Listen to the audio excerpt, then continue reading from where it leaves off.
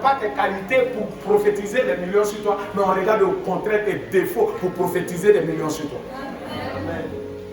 C'est ça le champignon de Dieu. Le champignon de Dieu, c'est celui qui est faible et non pas fort. Le champignon de Dieu, c'est celui qui a les défauts et non pas les qualités. Le champignon de Dieu, c'est celui qui est faible et non pas fort, celui qui est aveugle et pas celui qui voit.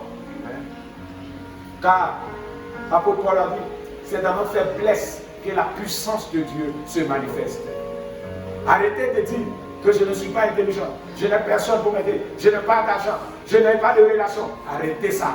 Arrêtez de dire avec ce monde corrompu, ce pays corrompu, là où si tu n'as pas de relation. Non, arrête de dire ça. Bien-aimé, ce n'est pas la réalité qui est un problème, mais c'est les paroles qui sortent de ta bouche qui vont devenir un problème. Si tu es un enfant de Dieu, tu dois compter sur Dieu. Sois humble parce que la grâce se reçoit par l'humilité.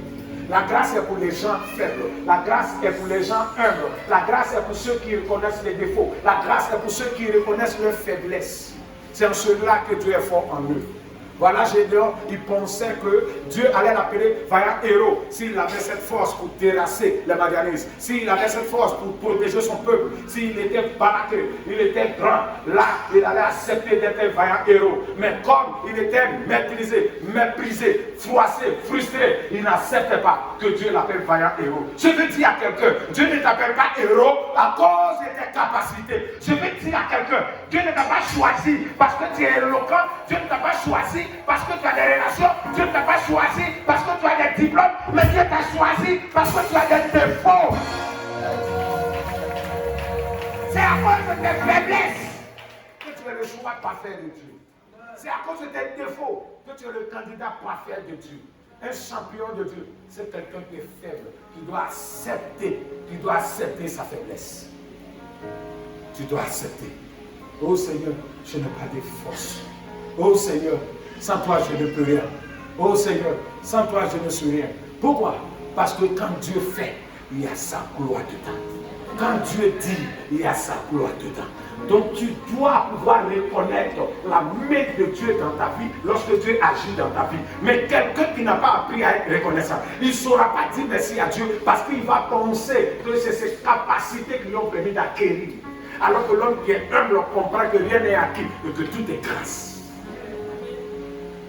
Et c'est de la grâce que la puissance de Dieu se manifeste. Soyez humbles. Venez au pied du maître avec vos faiblesses, avec vos défauts. Si tu es dans le péché, il ne faut pas cacher.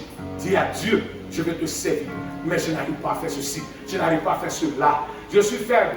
Dieu va t'aimer plus que quelqu'un qui se tape la poitrine. Dieu n'aime pas les orgueilleux. Car tout ce que tu es, tout ce que tu as, tout ce que tu fais, te vient de Dieu. Parce que lui-même dit, ce n'est pas dit que vous êtes capable de concevoir quelque chose comme devant de vous. Votre capacité au contraire vous vient de Dieu. Dieu aime les gens qui reconnaissent les faiblesses. Dieu aime les gens qui viennent déposer les faiblesses à son pied. C'est pourquoi il dit, venez à moi, vous tous qui êtes chargés et fatigués, je vais vous donner du repos. Dieu ne dit pas, venez à moi, vous tous qui êtes chauds, forts, vous tous qui êtes remplis, vous tous qui avez des connaissances. Non, non. Jésus tressaille de joie. Il dit, Père, je te loue. Pour ce que tu as caché ces choses aux sages, aux intelligents de ce monde, et que tu les as révélés aux petits enfants que nous sommes. Ta faiblesse est ta qualité. Ta faiblesse est ta qualité. Ce que tu n'aimes pas aujourd'hui, c'est ça qui va te bénir demain. Ce qui t'a fait mal aujourd'hui, c'est ça qui va te faire du bien demain. L'épreuve que tu ne supportes pas, demain tu vas témoigner grâce à cette épreuve. La galère que tu ne supportes pas va te permettre d'apprécier la royauté. Le célibat que tu n'apprécies pas va t'aider à apprécier le mariage.